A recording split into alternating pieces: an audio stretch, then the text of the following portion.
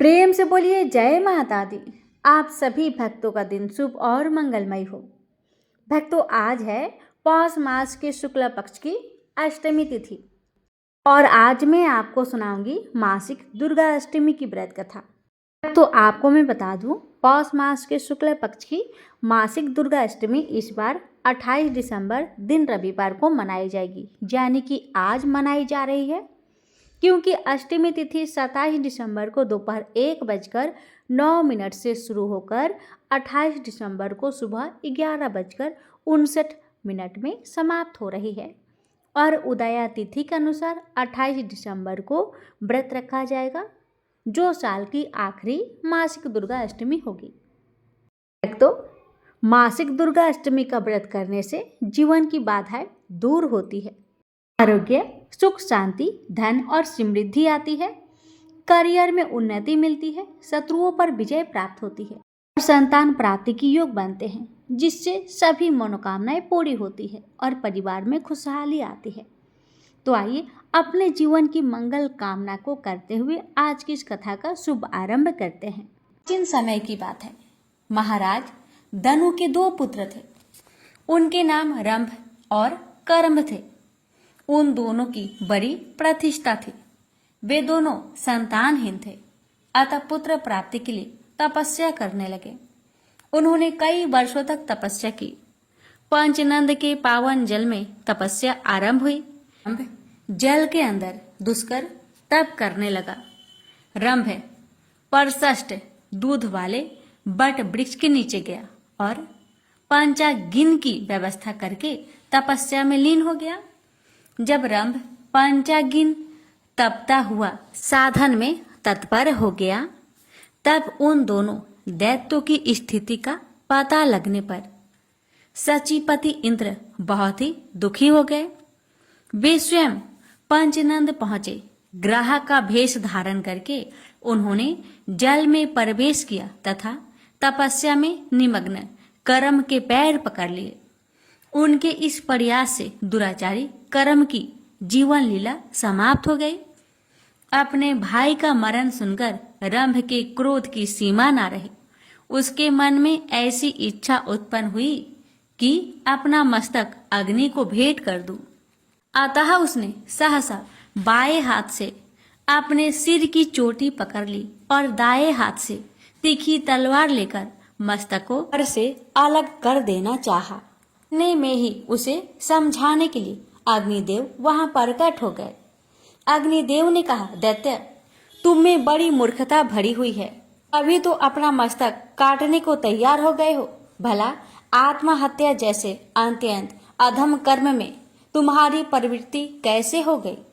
तुम्हारा कल्याण हो, उससे वर मांग लो। मन में जो भी इच्छा हो मांग सकते हो।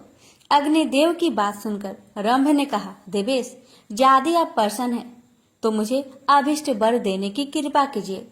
मैं तीनों लोकों पर विजय पाने वाला पुत्र चाहता हूँ, जिसको देवता, दानव और मानव कोई भी किसी प्रकार पराजित ना कर सके। वही अपनी इच्छा के अनुसार रूप धारण कर सके, उसमें असीम शक्ति हो। अग्निदेव ने कहा, ठीक है, तुम्हारी अभिलाषा पूर्ण होगी। महाभाग रंभ, जिस सुंदरी भार्य पर तुम्हारा मन टिक जाए, उसी के गर्भ से महान पराक्रमी पुत्र तुम्हें प्राप्त होगा।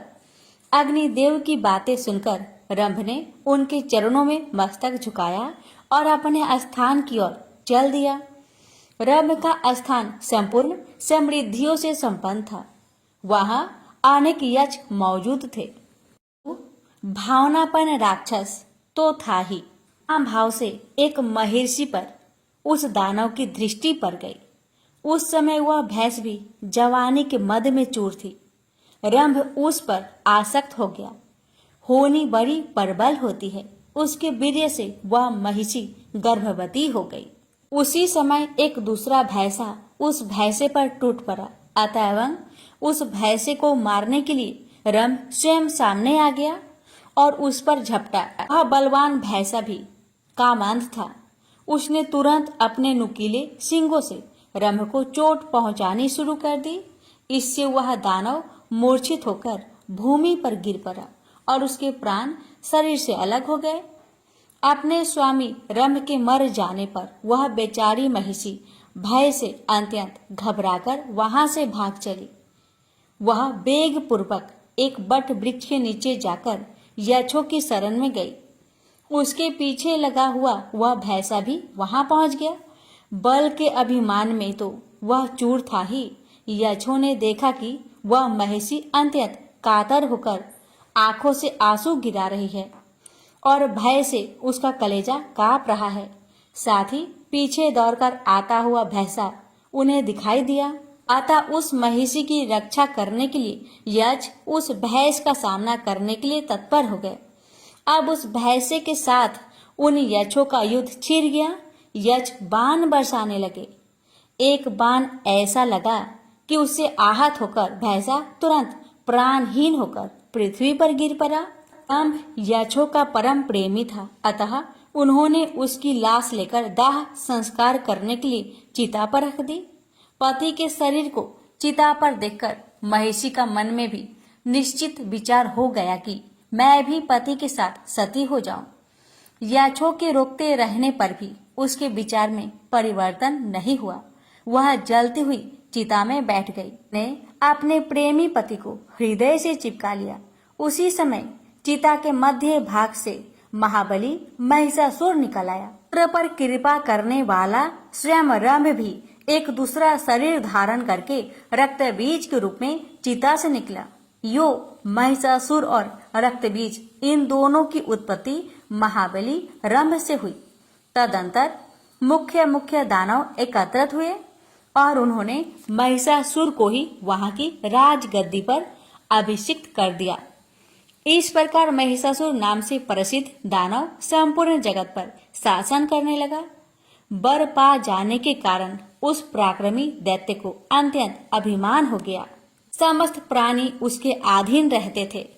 उसने समुद्र प्रयत्न सारी पृथ्वी को अपने बाहुबल से जीतकर स्वयं उसकी रक्षा का भार संभाल लिया। फिर एक दिन वह दैत्य को विशाल सेना लेकर स्वर्गलोक की ओर चल दिया। उसकी सेना इतनी विशाल थी कि धरती कांपने लगी, दिशाएं डोलने लगी और आकाश थरा उठा। महिषासुर की विशाल सेना ने इंद्र की राजधानी अमरावती को घेर लिया।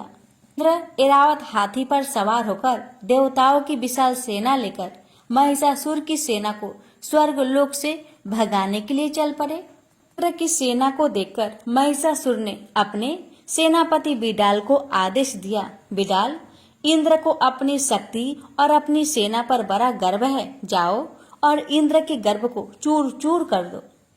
आज्ञा पाते ही बिडाल की विशाल सेना इंद्र की सेना से जा भिड़ी। दैत्यों और देवताओं की सेना में घमासान युद्ध होने लगा। चारों ओर हाहाकार मच गया। अचानक इंद्र के पुत्र जयंत ने सूर्य की किरणों की तरह चमचमाते 5 बाण धनुष पर चढ़ाए और बिडाल पर छोड़ दिया। जयंत के छोड़े हुए दिव्य बाण बिडाल की छाती से आकर लगे और वह बुरी तरह घायल होने के साथ ही मूर्छित होकर अपने रथ से गिर गया। बिडाल की सारथी ने उसे उठाकर रथ पर लिटा दिया और रथ लेकर महिषासुर की सेना के शिविर की ओर भागा। युद्ध भूमि से लौटे घायल बिडाल के पीछे पीछे हथियार फेंकती हुई इंद्र की सेना को देखकर महिषासुर की क्रोध की सीमा न रही।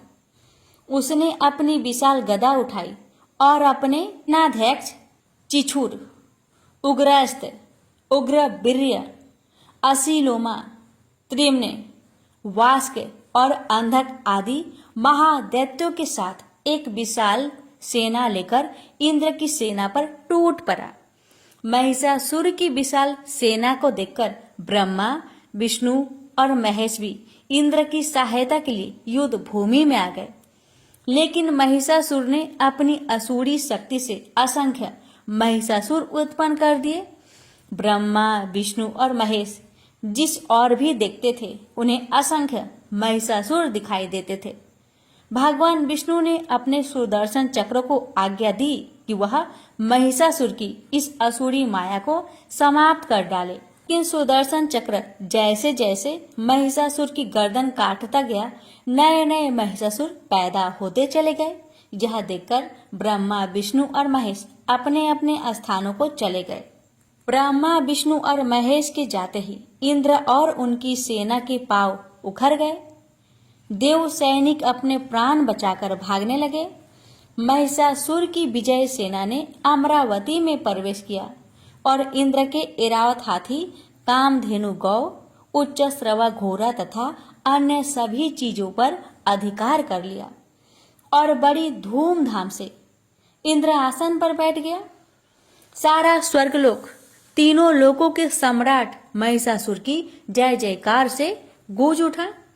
पराजित देवता निराश्रितों की तरह वनों और पर्वतों में मारे मारे फिरने लगे। उन्होंने इंद्र से कहा, देवराज, अब यह जिंदगी बोझ बन गई है। आज देवताओं के पास न घर है, न तन ढकने को कपड़े। आखिर कब तक हम निराश्रितों का साथ जीवन बिताते रहेंगे? हमारी सलाह मानिए और पितामह ब्रह्मा के पास चलिए, वह कोई न कोई उपाय अवश्य बता देंगे। सभी देवताओं के आग्रह पर इंद्र अपने साथी देवताओं के साथ ब्रह्मा जी के पास पहुंचे। इंद्र बोले, पितामह, इंद्र आसन पर अधिकार कर लेने के बाद भी महिषासुर के अत्याचारों का अंत नहीं हुआ है, कोई उपाय बताइए। ब्रह्मा जी बोले, मैंने महिषासुर को अवध्य और अपराजित होने का वरदान दिया है। उसे उसी वरदान का गर्व है, लेकिन मैंने वरदान देते समय ये भी कहा था कि उसे न तो पुरुष ही मार सकता है और न ही पराजित ही कर सकता है। इंद्र बोले, इसका अर्थ है कोई स्त्री ही महिषासुर का वध कर सकती है? ब्रह्मा जी बोले, हाँ पुत्र, कोई स्त्री ही महिषासुर की अपार शक्ति से टक्कर लेकर उसका वध कर सकती है। इंद्र ने पूछा, ऐसी स्त्री कौन हो सकती है पितामह? ब्रह्मा जी ने कहा, चलो भगवान शिव के साथ भगवान विष्णु के पास चले, वही कोई उपाय सोच सकते हैं। ब्रह्मा जी भगवान शिव और इंद्र आदि देवताओं को लेकर क्षीर सागर में उस स्थान पर पहुंच गए जहां भगवान विष्णु शेषनाग की सैया पर शयन कर रहे थे। ब्रह्मा जी बोले, विष्णु जी, महिषासुर के अत्याचारों से दुखी देवता आज डर डर मारे फिर रहे हैं, आप ही इनके कष्टों को दूर कर सकते हैं। विष्णु बोले, पितामह, महिषासुर की असुरी माया को मेरा सुदर्शन चक्र भी पूरी तरह समाप्त नहीं कर पाया है। फिर आप ही बताइए, मैं आपकी किस तरह सहायता करूं? ब्रह्मा जी बोले, मैंने महिषासुर को अवध्य और अजय होने का वरदान देते समय कहा था कि संसार का कोई भी पुरुष उसका बाल भी बांका नहीं कर सकेगा। विष्णु जी बोले, इसका अर्थ है कि कोई नारी ही इस महादैत्य महिषासुर का वध कर सकती है। तब तो माँ भगवती के अतिरिक्त और कोई महिषासुर का वध नहीं कर सकता। वही योग निद्रा है, वही आदि शक्ति है। मुझ में, ब्रह्मा जी और शिव जी में जो भी शक्ति और सामर्थ्य है, माँ भगवती की दी हुई है। हमें माँ भगवती की ही स्तुति करनी चाहिए। वही संसार को महिषासुर के अत्याचारों से मुक्ति दिला सकती है। भगवान विष्णु की सलाह मानकर सभी देवता समुद्र तट पर आ गए और माँ भगवती की स्तुति करने लगे। तभी आकाशवाणी हुई, हे देवताओं, तुम सभी अपना अपना तेज एकत्र करो, मैं सगुण रूप धारण करके तुम्हारा उद्धार करूंगी। आकाशवाणी सुनकर ब्रह्मा, विष्णु और शिव के साथ अन्य सभी देवताओं का तेज इकट्ठा होकर जगमगाते पर्वत के रूप में दिखाई देने लगा, जिसकी ज्योति की किरणें लपलपाती लपटों की तरह 10 दिशाओं में फैली हुई थी। फिर वह ज्योतिपुंज बड़ी तेजी से नारी के रूप परिवर्तित होने लगा और उसने देवी का रूप धारण कर लिया। उसके प्रकाश से तीनों लोग जगमगा उठे। देवी का मुख शंकर के तेज से बना था। यमराज के तेज से सिर के बाल निकल आए। भगवान विष्णु के तेज से उनकी भुजाएं उत्पन्न हुई। चंद्रमा के तेज से दोनों स्तन और इंद्र के तेज से कमर पैदा हुई। देवी की जांघें और पिंडलियां वरुण देव के तेज से, नितंब पृथ्वी के तेज से, हाथों की उंगलियां वस्तुओं के तेज से, दोनों चरण ब्रह्मा जी के तेज से, पैरों की उंगलियां सूर्य के तेज से पैदा हुई। प्रजापति के तेज से दांत और अग्नि के तेज से आंखें, संध्या की तेज से भौवें और वायु की तेज से कानों की उत्पत्ति हुई। फिर सभी देवताओं ने देवी को अपने अपने अस्त्र शस्त्र भेंट कर दिए। इसी बीच सूर्य ने देवी के रोम रोम में अपनी किरणों का तेज भर दिया। क्षीर सागर ने 2 दिव्य वस्त्र और उज्जवल हार भेंट किए। समुद्र ने चूड़ामणि, कुंडल, अर्धचंद्र भेंट किए। शेषनाग ने नागहार भेंट किए। अनेक प्रकार के अस्त्र शस्त्रों से सुसज्जित होने के बाद देवी ने कहा, देवताओं, अब तुम सब भय मुक्त हो जाओ। अब महिषासुर आपका कुछ नहीं बिगाड़ पाएगा। मैं बहुत शीघ्र ही उसे मारकर उसके सभी साथी दैत्य को यमलोक पहुंचा दूंगी। तुम जो कुछ खो बैठे हो तुम्हें प्राप्त हो जाएगा। यह कहकर माँ भगवती ने इतनी जोर से अट्टहास किया कि 10 दिशाएं, पृथ्वी और आकाश थरा उठे।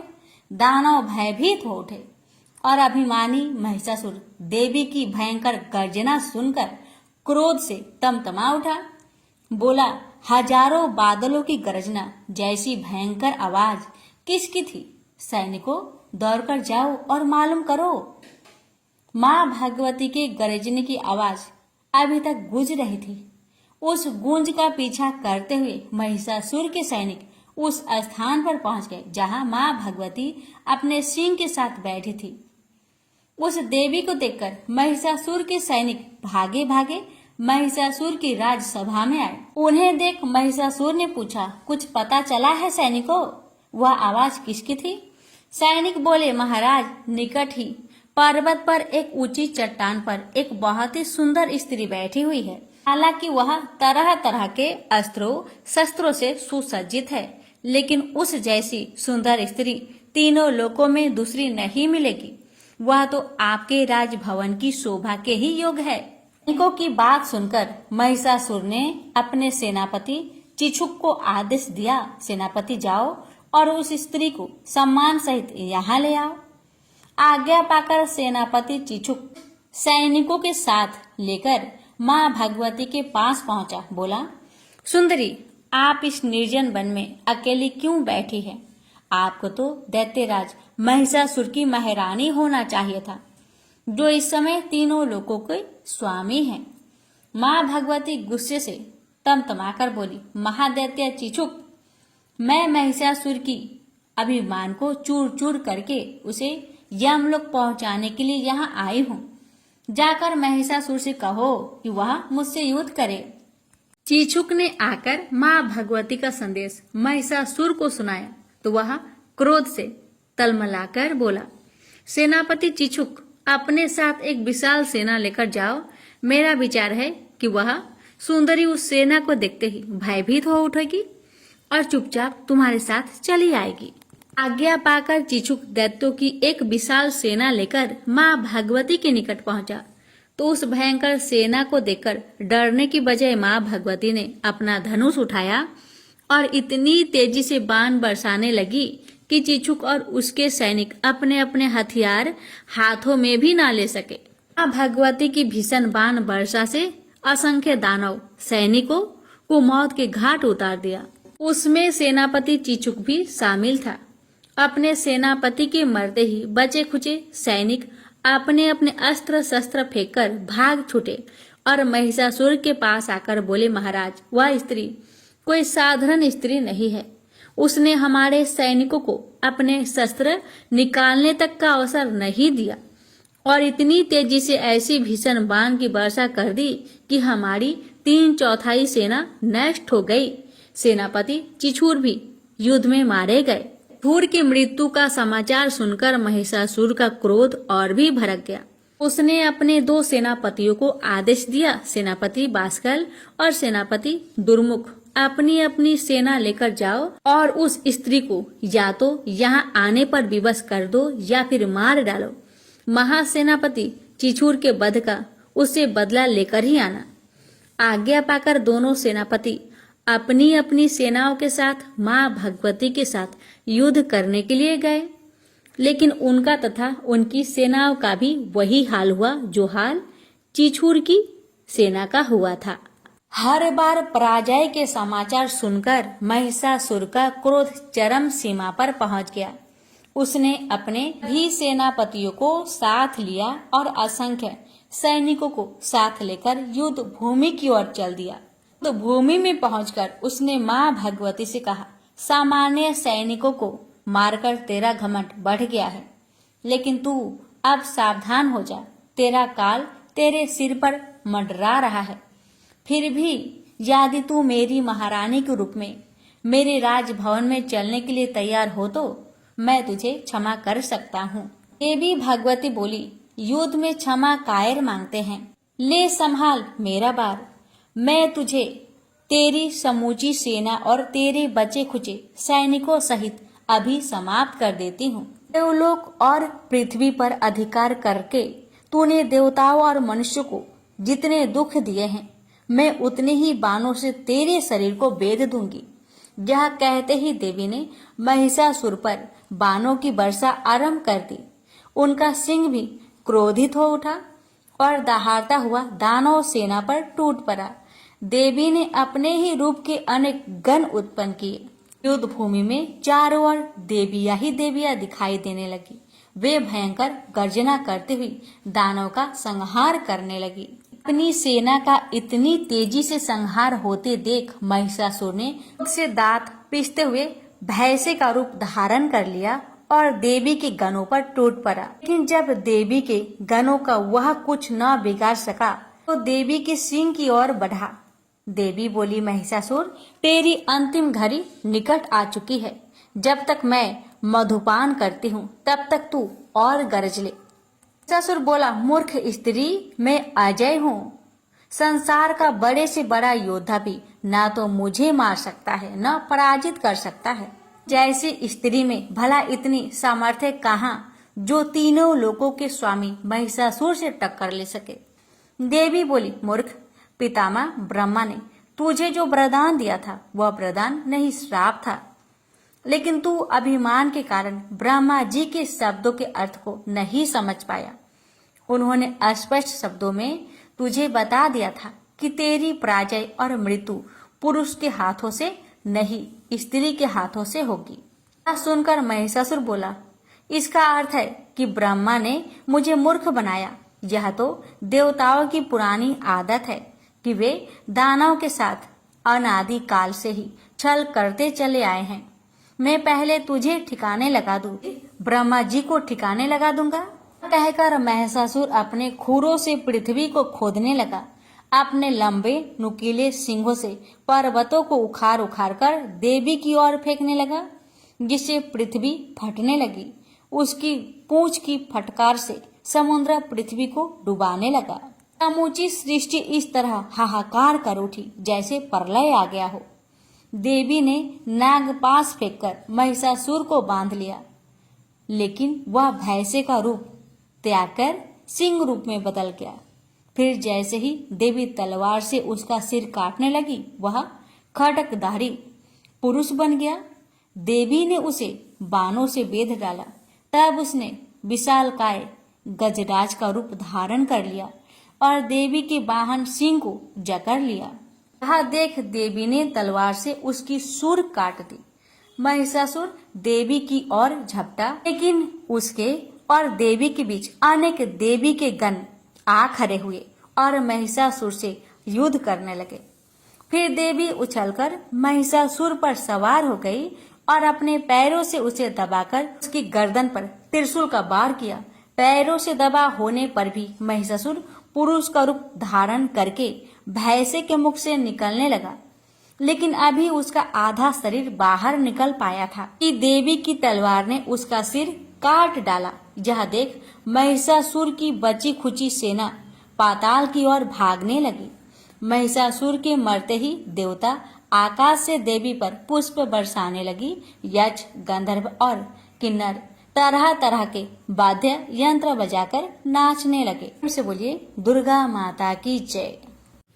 ये कथा उस समय की है जब राक्षसों तथा वानरों का युद्ध चिरकाल तक चलता रहा।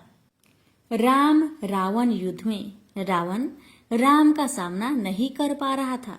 वह रणभूमि में धरती पर घायल होकर लौटने लगा। काफी समय तक वह वहां अचेत पड़ा रहा। सचेत होने पर उसने अंबिका की आराधना की। रावण की आराधना से प्रसन्न होकर देवी उसके समक्ष प्रकट हुई और उसे अवशासन देते हुए बोली, हे पुत्र, तुम रुदन मत करो, भयभीत मत हो, मैं यहाँ पहुंच गई हूँ। यदि भगवान शिव भी आ जाए तो मैं उनसे भी युद्ध करूंगी। यह सुनकर रावण की प्रसन्नता की सीमा न रही। उसने विनम्र स्वर में देवी से कहा, आपसे अधिक कौन दयावान होगा। यह सुनकर वह रणभूमि में पहुंचा। उसने भयंकर गर्जना करके बाणों की वर्षा आरंभ कर दी।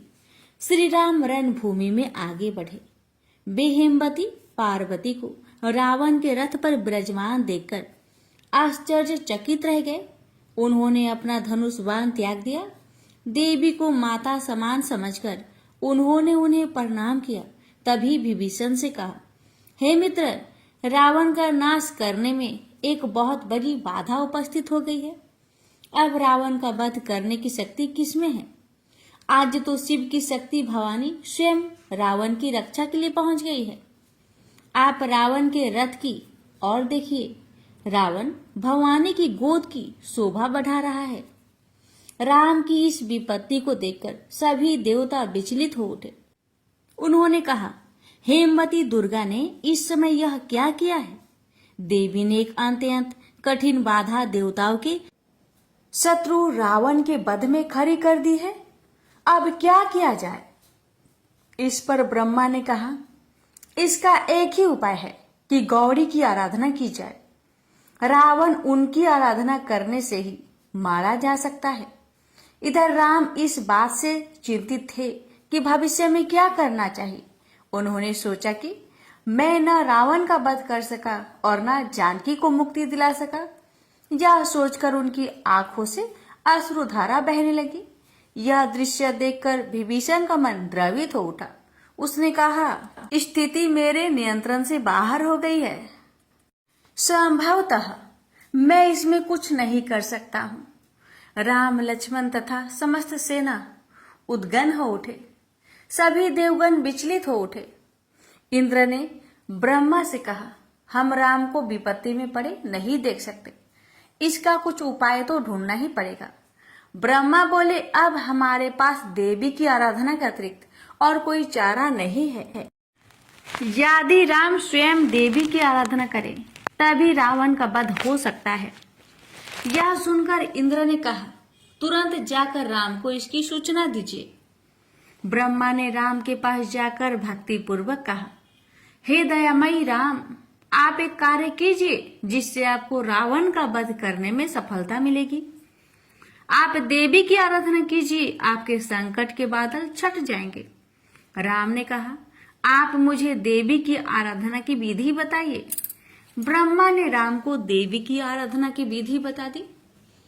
ब्रह्मा का परामर्श सुनकर राम बहुत प्रसन्न हुए। रात्रि के अंत में राम जाके उन्होंने स्नान किया तथा देवी के कल्प का ब्रह्मा के परामर्श के अनुसार अनुष्ठान किया। देवी की आराधना करके उन्होंने उनकी स्तुति की। चंडी देवी की स्तुति करने के पश्चात राम ने एक उत्सव किया जिसमें सभी वानरगण जय घोष करते हुए, नित्य गान करते हुए देवी की आराधना करने लगे। राम ने स्वयं मृतिका की एक देवी प्रतिमा बनाई। उसकी उन्होंने आरती की ताकि रावण को रणभूमि में जीत सके। राम ने पूजा पद्धति के अनुसार देवी की पूजा की, परंतु देवी के बारे में उनके मन में एक संदेह हुआ। उन्होंने विभीषण से पूछा, देवी को प्रसन्न करने के लिए क्या कुछ करना चाहिए? ऐसा लगता है कि देवी अभी भी मुझसे प्रसन्न नहीं है। मुझे उनकी योजना का सब पता है। सीता की मुक्ति के लिए और कोई उपाय नहीं है। विभीषण ने कहा, भगवान, हमें अपनी मुक्ति के लिए कुछ और कार्य करना चाहिए। हमें देवी को प्रसन्न करने के लिए उन्हें 108 नील कमल भेंट करने चाहिए। वे नील कमल जो देवी को बहुत प्रिय है, उन्हें पाकर देवी अवश्य प्रसन्न हो जाएगी। विभीषण की बात सुनकर श्री राम बोले, नील कमल कहाँ से मिल सकते हैं, जो पुष्प देवताओं को भी उपलब्ध नहीं है? वे एक साधारण मानव कैसे प्राप्त कर सकता है? मेरे दुर्भाग्य के कारण सभी निमित्त कठिन होते जा रहे हैं। राम को इतना व्यथित देखकर हनुमान ने कहा, प्रभु आप चिंतित ना हो, संसार में जहां भी वे नील कमल होंगे मैं उन्हें अभी जाकर ले आऊंगा। विभीषण ने कहा, वे नील कमल देवी द में ही मिलते हैं, वहां पहुंचने में 10 वर्ष का समय लगता है। हनुमान ने कहा, आप चिंतित ना हो, मैं अभी जाकर नील कमल ले आता हूँ। हनुमान को नील कमल लाने के लिए भेजकर राम ने दुर्गा की स्तुति आरंभ कर दी। राम बहुत समय तक दुर्गा की स्तुति करते रहे। तब तक हनुमान भी 108 नील कमल के पुष्प तोड़कर वापस लौट आए। राम नील कमल पाकर बहुत प्रसन्न हुए। उन्होंने एकाग्र मन से शुद्ध मंत्र उच्चारण करते हुए देवी को नील कमल अर्पित करना प्रारंभ कर दिए। प्रत्येक नील कमल सहस्त्र दल वाला था। शिव की प्रेयसी देवी ने राम की भक्ति की परीक्षा लेने के लिए उनमें से एक नील कमल चुरा लिया। अतः उनमें से एक फूल कम हो गया। राम यह देखकर आश्चर्यचकित हो गए। तब राम ने हनुमान से कहा, हनुमान ये कैसे हो गया? धर्म ग्रंथों के आधार पर मैंने 108 नील कमल देवी को भेंट करने की प्रतिज्ञा की है, परंतु उनमें से अब एक नील कमल कम है। यह तो बहुत बड़ी बाधा आ गई। आप पुनः जाकर एक और नील कमल ले आओ। हनुमान ने कहा, यह नील कमल 108 ही थे। देवी दह में और नील कमल नहीं है। ऐसा लगता है कि देवी ने आपकी भक्ति की परीक्षा लेने के लिए एक नील कमल को छिपा लिया हो। मैंने सभी फूलों को भली भांति गिना था, इसमें मेरा तनिक भी दोष नहीं है। अवश्य ही यह देवी तारिणी ने यह फूल चुरा लिया है। हनुमान की बात सुनकर राम हताश हो गए। उन्हें इस प्रकार हताश देखकर हनुमान ने कहा, प्रभु आप इतने निराश क्यों होते हैं? मैं आपके समस्त कार्य सिद्ध कर दूंगा। रावण का वध करके मैं माँ सीता को मुक्ति दिलाऊंगा। अचानक ही राम के मन में एक विचार कौध गया। उन्होंने सोचा कि लोग मुझे कमल नयन कहते हैं, अतः आज मैं सबके सामने ही अपना संकल्प पूरा करूंगा। मैं अपना एक नेत्र देवी को भेंट कर दूंगा। यह सोचकर राम ने लक्ष्मण से कहा, लक्ष्मण तुम मेरी ओर क्या देख रहे हो? देवी दुर्गा मुझ पर प्रसन्न नहीं है। मैं अपना एक नेत्र देवी को भेंट करूंगा। इतना कहकर उन्होंने अपने तरकस से एक तीर निकाला और अपना एक नेत्र निकालने के लिए तैयार हो गए। उसी समय माँ भगवती प्रकट हुई और उन्होंने राम का हाथ पकड़ लिया और कहा, हे त्रिभुवन के स्वामी, आप यह क्या कर रहे हैं? आपका संकल्प पूरा हो चुका है। मुझे आपके नेत्र की आवश्यकता नहीं है। राम ने कहा, हे माँ, आपने मुझे संकट के समय अत्यंत पीड़ा दी है, जो एक माँ के लिए उचित नहीं है। आपने पुत्र के लिए माँ की ममता का सभी ग्रंथों में बखान किया है, परंतु आपका व्यवहार मेरे प्रति तो एक मछली तथा सर्पनी जैसा रहा है। जानकी को मुक्ति दिलाने के अपने प्रयत्नों में संकट में फंस गया हूँ, अतः आप रावण के विनाश के लिए मुझे परामर्श दे। अब तक आपने जो कुछ भी किया है ठीक ही किया है। अब आप मुझ पर अपनी कृपा दृष्टि डालिए। मुझे आप पर बहुत विश्वास है। अब आप मुझे निराश न करें। राम के वचन सुनकर भगवती ने अपना क्रोध त्याग दिया। प्रसन्नचित्त से देवी भगवती मधुर वाणी में बोली, हे कृपा सिंधु, भगवान सुनिए, आप तो तीनों लोकों के स्वामी हैं। आपका वास्तविक रूप किसी को ज्ञात नहीं है। जानकी प्रकृति की अवतार है। भगवान शिव के भी आप आराध्य देव हैं। रावण में सीता को रोकने का किंचित मात्र भी बल नहीं है। सीता की मुक्ति के बहाने आपने समुद्र पर सेतु का निर्माण किया, जिससे राक्षस नाश को प्राप्त हुए। आप सोचिए, रावण आपका द्वारपाल था। वह एक ब्राह्मण के श्राप के कारण धरती पर उत्पन्न हुआ तथा आपको उसने शत्रु के रूप में प्राप्त किया। उसके वध के लिए ही आपने धरती पर अवतार लिया है। आपने दुर्गा की पूजा शिक्षा के लिए की है। अब मैं रावण को त्याग कर जा रही हूँ। अब आप उसका वध कर सकते हैं। इतना कहकर देवी विलुप्त हो गई। सभी बानर तथा भालू प्रसन्न होकर नाचने गाने लगे। श्री राम ने 10वें दिन की पूजा करने के पश्चात देवी की प्रतिमा को जल में प्रवाहित कर दिया। उसके पश्चात राम रणभूमि में गए और उन्होंने रावण का वध कर दिया। प्रेम से बोलिए माँ भगवती की जय। दुर्गा कवच पाठ। पौराणिक मान्यता है कि मंत्रों में बहुत शक्ति होती है।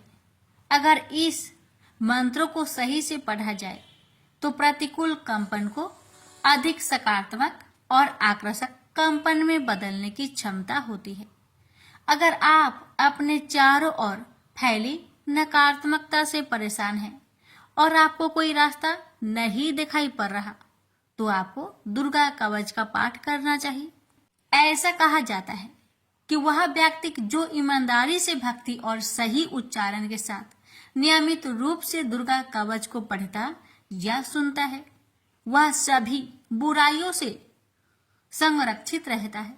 18 प्रमुख पुराणों में से एक मार्कंडेय पुराण के अंदर दुर्गा कवच देवी कवच के श्लोकों का उल्लेख है।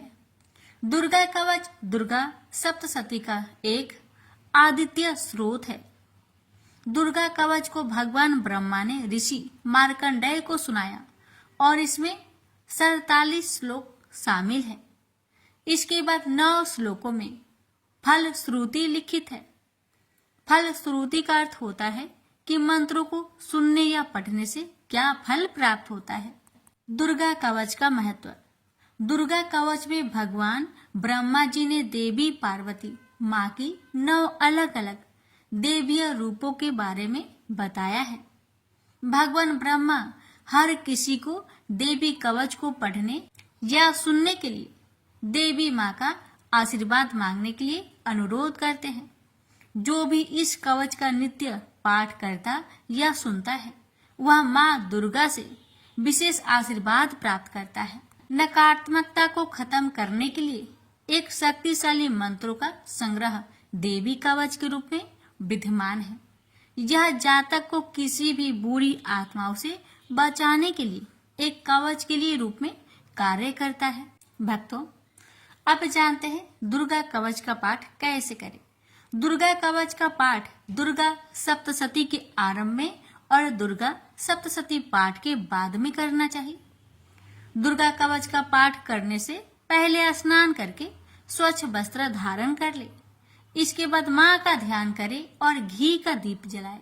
दुर्गा कवच का पाठ शुरू करने से पहले अपने मन से सभी दुर्भावनाओं को दूर कर दे और सिर्फ माँ की भक्ति के बारे में विचार करे। माँ को पुष्प अर्पित करने के बाद फल मिष्ठान का भोग लगाए और दुर्गा कवच का पाठ शुरू करे। दुर्गा कवच का पाठ करने के लाभ। दुर्गा कवच का पाठ करने से जातक के मन और उसके आसपास से नकारात्मक ऊर्जाओं का नाश होता है। दुर्गा कवच का पाठ करने से जातक को प्रेत बाधा जैसी समस्याओं से जल्दी मुक्ति मिल जाती है। दुर्गा कवच का पाठ करने से अकाल मृत्यु जैसे संकट दूर होते हैं। दुर्गा कवच का पाठ करने से बड़े से बड़े संकट का निवारण होता है। दुर्गा कवच का पाठ करने से असाध्य रोगों से मुक्ति मिलती है। इतना ही नहीं, दुर्गा कवच का पाठ से न्यायालय से जुड़ी मामलों में जीत हासिल होती है। भक्तों, इस पावन दुर्गा कवच का पाठ करने से इतना ही नहीं, शत्रुओं में भी विजय हासिल होती है। अब जानिए दुर्गा कवच पाठ करने के कुछ नियम। दुर्गा कवच करते समय शब्दों के उच्चारण का विशेष ध्यान देना चाहिए। अगर आप संस्कृत में पाठ नहीं कर पा रहे तो हिंदी में पाठ करें, लेकिन गलत उच्चारण में इसका पाठ कभी ना करें।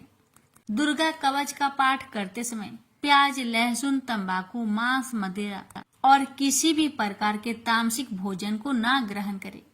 दुर्गा कवच का पाठ करते समय पूर्ण ब्रह्मचर्य का पालन करना चाहिए। दुर्गा कवच का पाठ करते समय मन में कोई भी छल कपट, लोभ, लालच को नहीं रखना चाहिए और सच्चे मन से माँ की आराधना करनी चाहिए। दुर्गा कवच का पाठ करते समय स्वच्छ और सुगंधित वातावरण होना चाहिए। आसपास गंदगी ना हो, इसका विशेष ध्यान देना चाहिए। आइए रसपान करते हैं। श्री दुर्गा कवच पाठ प्रारंभ है। महर्षि मार्कंडेय बोले, हे पितामह, संसार में जो गुप्त हो और मनुष्यों की सब प्रकार से रक्षा करता हो और जो आपने किसी को आज तक न बताया हो, वह कवच मुझे बताइए। श्री ब्रह्मा जी कहने लगे, अत्यंत गुप्त व सब प्राणियों की भलाई करने वाला कवच मुझसे सुनो। प्रथम शैलपुत्री, दूसरी ब्रह्मचारिणी, तीसरी चंद्र घंटा, चौथी कुष्मांडा, पांचवी स्कंद माता, छठी कात्यायनी, सातवीं कालरात्रि, आठवीं महागौरी, नौवीं सिद्धिदात्री। यह देवी की 9 मूर्तियां हैं और यह 9 दुर्गा कहलाती है। आग में जलता हुआ रण में शत्रु से घेरा हुआ, विषम संकट में फंसा हुआ मनुष्य आदि दुर्गा के नाम का स्मरण करे तो उनको कभी भी कोई हानि नहीं होती। रण में उसके लिए कुछ भी आपत्ति नहीं और ना उसे किसी प्रकार का दुख या डर ही होता है। हे देवी, जिसने श्रद्धा पूर्वक तुम्हारा स्मरण किया है उसकी वृद्धि होती है और जो तुम्हारा चिंतन करते हैं उनकी तुम निस्संदेह रक्षा करने वाली हो। चामुंडा प्रेत पर, वारही भैंसे पर, ऐन्द्री हाथी पर, वैष्णवी गरुड़ पर आसन जमाती है। हे महेश्वरी, बैल पर, कौमारी मोर पर और हाथ में कमल लिए हुए विष्णु प्रिया लक्ष्मी जी की कमल के आसन पर विराजती है। बैल पर बैठी हुई ईश्वरी देवी ने श्वेत रूप धारण कर रखा है और ब्रह्मी देवी हंस पर बैठती है और सब प्रकार के आभूषणों से विभूषित है। इस प्रकार यह सब माताएं सब प्रकार के योग शक्तियों से युक्त और अनेक प्रकार के रत्न धारण किए हुए हैं।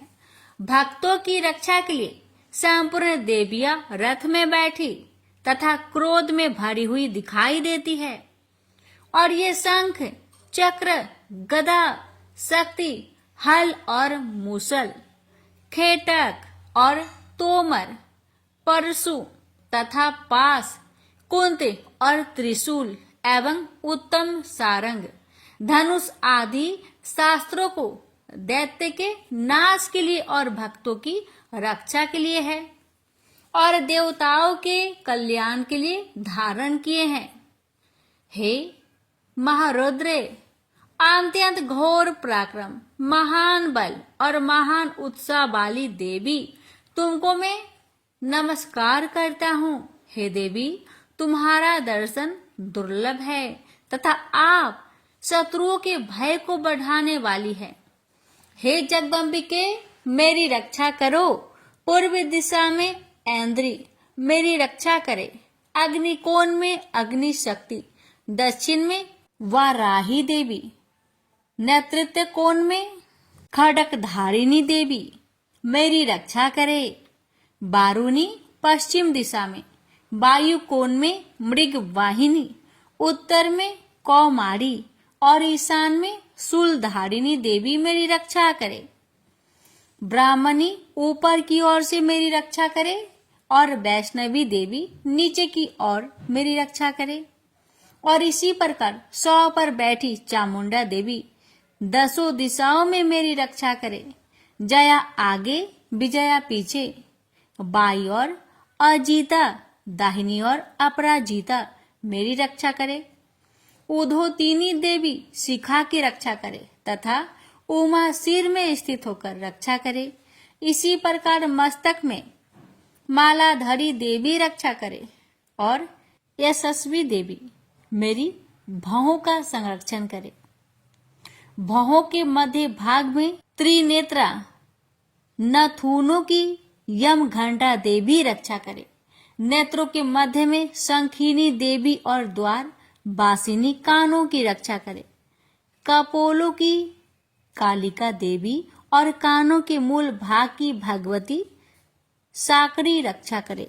सुगंधा नासिका में और चर्चिका ऊपर की होठ में और अमृत कला नीचे की होठ की। सरस्वती देवी जीभ की रक्षा करे। कौमारी देवी दांतों की और चंडिका कंठ परिवेश की रक्षा करे।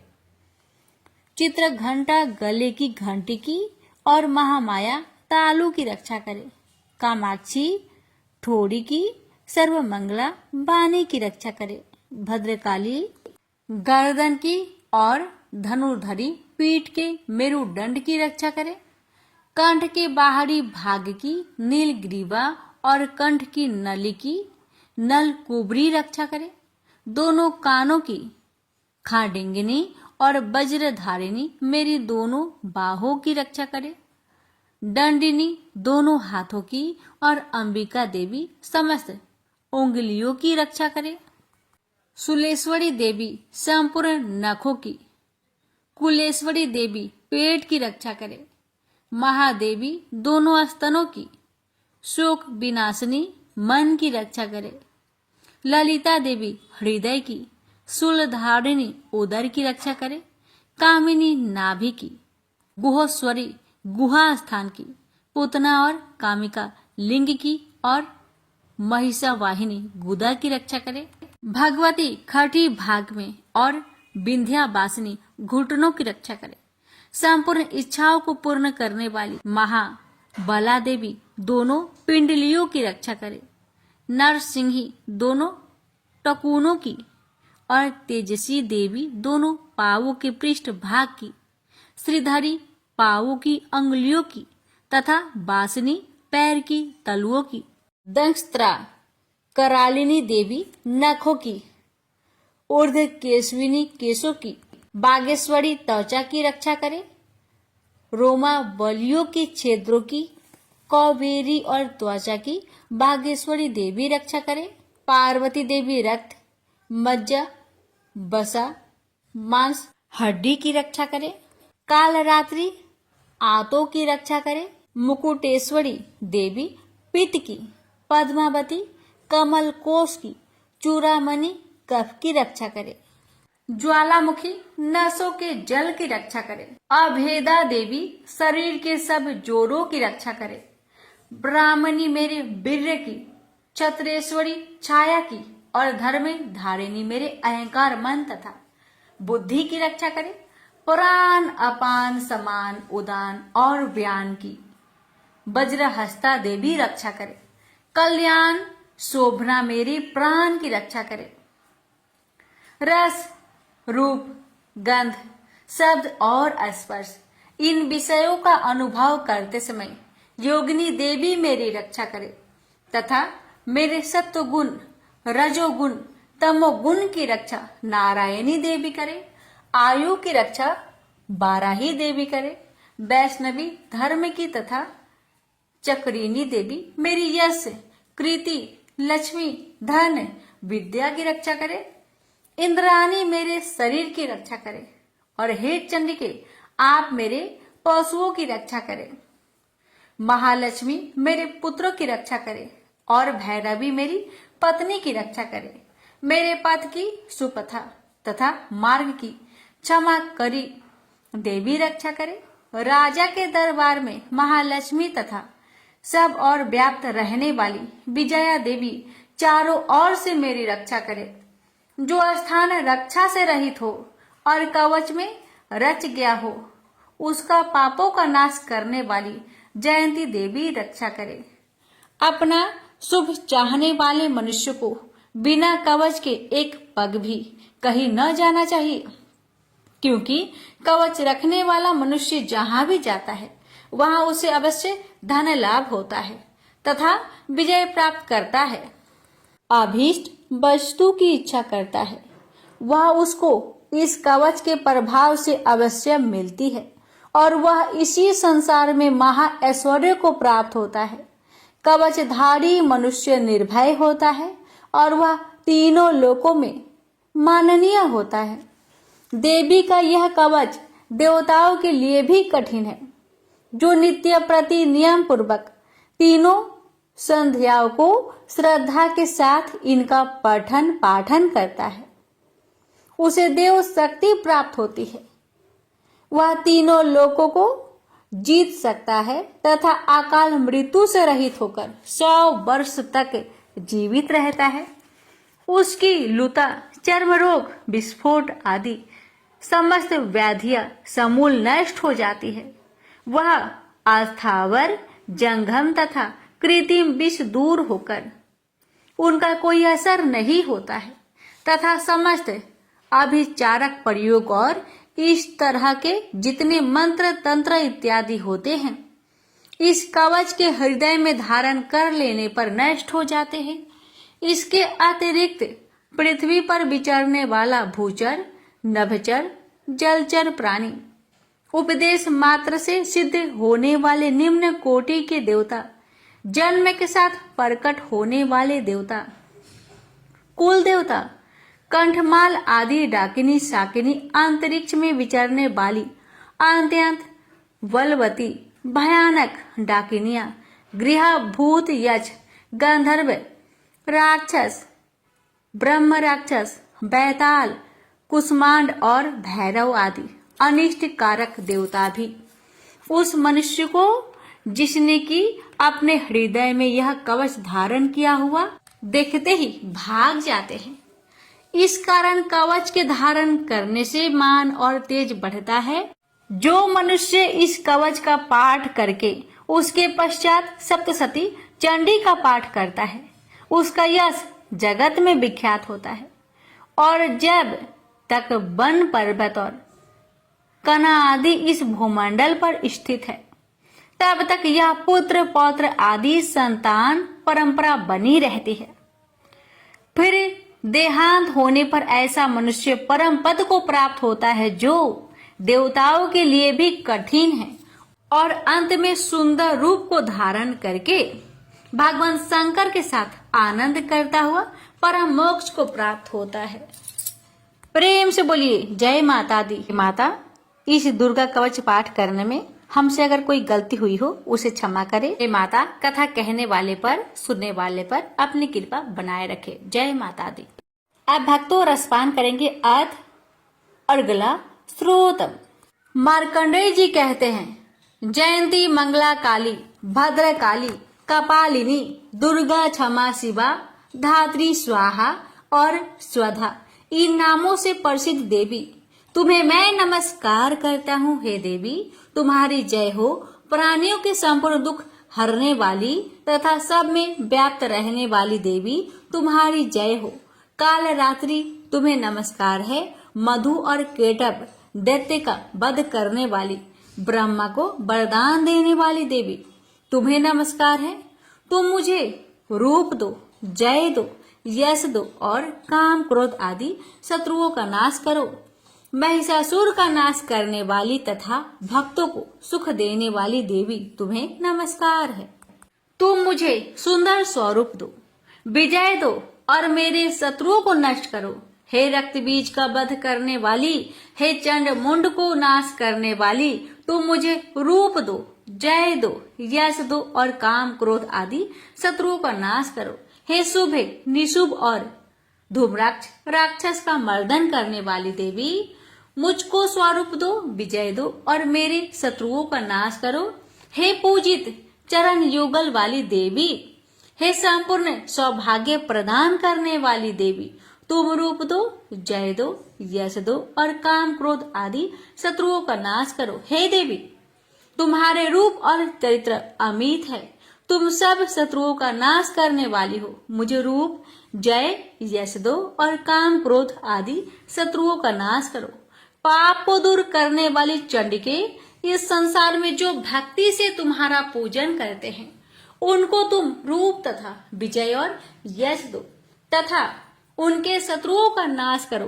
रोगों का नाश करने वाली चंडिके, जो भक्ति पूर्वक तुम्हारी पूजा करते हैं, उन्हें रूप दो, यश दो और उनके काम क्रोध आदि शत्रुओं का नाश करो। हे चंडिके, इस संसार में जो भक्ति से तुम्हारी पूजा करते हैं उनको तुम विजय और यश दो तथा उनके शत्रुओं का नाश करो। हे देवी, मुझे सौभाग्य दो और आरोग्य दो, परम सुख दो, रूप दो, जय दो, यश दो और मेरे काम क्रोध आदि शत्रुओं का नाश करो। हे देवी, जो मुझसे वैर रखते हैं उनका नाश करो और मुझे अधिक बल प्रदान कर रूप, जय, यश दो और मेरे शत्रुओं का संहार करो। हे देवी, मेरा कल्याण करो और मुझे उत्तम संपत्ति प्रदान करो। रूप, जय, यश दो और काम क्रोध आदि शत्रुओं का नाश करो। हे देवता तथा राक्षसों के मुकुट रत्नों से स्पर्श किए हुए चरणों वाली देवी, हे अंबिके, मुझे रूप दो, विजय तथा यश दो और मेरे शत्रुओं का नाश करो। और हे देवी, अपने भक्तों को विद्वान, कीर्तिवान और लक्ष्मीवान बनाओ और उन्हें रूप दो, उन्हें जय दो और उनके शत्रुओं का नाश करो। हे प्रचंड दैत्यों के अभिमान का नाश करने वाली चंडिके, मुझे शरणागत को रूप दो, विजय दो, यश दो और मेरे शत्रुओं का नाश करो। हे चार भुजाओं वाली, हे ब्रह्मा द्वारा प्रशंसित परमेश्वरी, आप मुझे रूप दो, जय दो, यश दो और मेरे शत्रुओं को नष्ट करो। निरंतर भक्ति से भगवान विष्णु से सदा स्तुति की हुई हे अंबिके, रूप, यश, जय दो और मेरे शत्रुओं को नष्ट करो। हिमाचल कन्या पार्वती के भगवान शंकर से स्तुति की हुई है परमेश्वरी, मुझे रूप, जय, यश दो और मेरे शत्रुओं का नाश करो। इंद्राणी के पति इंद्र के द्वारा सद्भाव से पूजित होने वाली परमेश्वरी, मुझे तुम रूप दो, जय दो, यश दो और काम क्रोध आदि शत्रुओं को नष्ट करो। प्रचंड भुजदंड से दैत्यों के घमंडों को नष्ट करने वाली, मुझे रूप दो, जय दो, यश दो और मेरे शत्रुओं का नाश करो। हे देवी, तुम अपने भक्तों को सदा असीम आनंद देती हो, मुझे रूप, जय, यश दो और मेरे काम क्रोध आदि शत्रुओं को नष्ट करो। देवी, मेरी इच्छा अनुसार चलने वाली सुंदर स्त्री मुझे प्रदान करो कि संसार सागर से तरने वाली तथा उत्तम कुल में उत्पन्न हुई हो। जो मनुष्य पहले इस स्रोतम का पाठ करता है और फिर सप्तशती रूपी महास्रोत का पाठ करता है, वह सप्तशती की जप संख्या से मिलने वाले श्रेष्ठ फल को प्राप्त होता है और उसके साथ ही उसे प्रचुर धन भी प्राप्त होता है। प्रेम से बोलिए जय माता दी। भक्तों, रसपान करे अर्थ किलक स्रोतम। महर्षि मार्कंडेय बोले, निर्मल ज्ञान रूपी शरीर धारण करने वाली, देवत्रय रूप दिव्य तीन नेत्र वाली, जो कल्याण प्राप्ति के हेतु है तथा अपने मस्तक पर अध्र चंद्र धारण करने वाली है, उन भगवान शंकर को नमस्कार है। जो मनुष्य अभिकीलक मंत्रों को जानता है वही पुरुष कल्याण को प्राप्त करता है। जो अन्य मंत्रों को जाप कर केवल सप्तशती स्रोत से ही देवी की स्तुति करता है, उसको इससे ही देवी की सिद्धि हो जाती है। उन्हें अपने कार्य की सिद्धि के लिए दूसरे की साधना करने की आवश्यकता नहीं रहती। बिना जप के ही उनके उच्चाटन आदि सिद्ध हो जाते हैं। लोगों के मन में शंका थी कि केवल सप्तशती की उपासना से अथवा सप्तशती को छोड़कर अन्य मंत्रों की उपासना से भी समान रूप से सब कार्य सिद्ध हो जाते हैं। तब इनमें कौन सा श्रेष्ठ साधन है? लोगों की इस शंका को ध्यान में रखकर भगवान शंकर ने अपने पास आए हुए जिज्ञासुओं को समझाया कि यह सप्तशती नामक संपूर्ण स्रोत ही कल्याण कर देने वाला है। इसके पश्चात भगवान शंकर ने चंडिका के सप्तशती नामक स्रोत को गुप्त कर दिया। अतः मनुष्य इसको बड़े पुण्य से प्राप्त करता है। जो मनुष्य कृष्ण पक्ष की 14 अथवा अष्टमी को एकाग्रचित होकर देवी को अपना सर्वस्व समर्पित कर देता है और फिर उसे प्रसाद रूप से ग्रहण करता है, उस पर दुर्गा प्रसन्न होती है।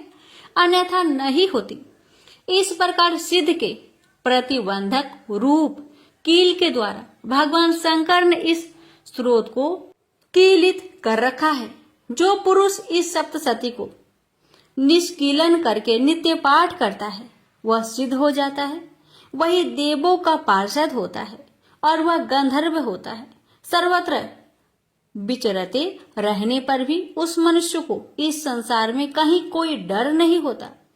वह आप मृत्यु के बस में नहीं पड़ता और मरकर मोक्ष की प्राप्ति हो जाती है। किंतु इस कीलक की विधि को जानकर ही सप्तशती का पाठ करना चाहिए। जो ऐसा नहीं करता वह नष्ट हो जाता है। कीलन और निष्कीलन संबंधी जानकारी के पश्चात ही यह स्रोत निर्दोष होता है और विद्वान पुरुष इस स्रोत का ही पाठ आरंभ करते हैं। स्त्रियों में जो कुछ सौभाग्य आदि दिखाई देता है वह सब इस पाठ की ही कृपा है। इसलिए इस कल्याणकारी स्रोत का सदा पाठ करना चाहिए। इस स्रोत का शनैः पाठ करने से भी 16 फल की प्राप्ति होती है और उच्च स्वर से ही इसका पाठ आरंभ करना चाहिए। जिस देव के प्रसाद से ऐश्वर्य, सौभाग्य, आरोग्य, संपत्ति, शत्रुनाश तथा परम मोक्ष की प्राप्ति होती है, उस देवी की स्तुति मनुष्य को अवश्य करनी चाहिए। हे माता, इस कवच पाठ को कहने में अगर हमसे कोई भूल चूक हुई हो तो मुझे क्षमा करें और इस पाठ को सुनने वाले भक्तों पर अपनी कृपा सदा बनाए रखे और मुझ पर भी अपनी कृपा बनाए रखे। प्रेम से बोलिए जय माता दी।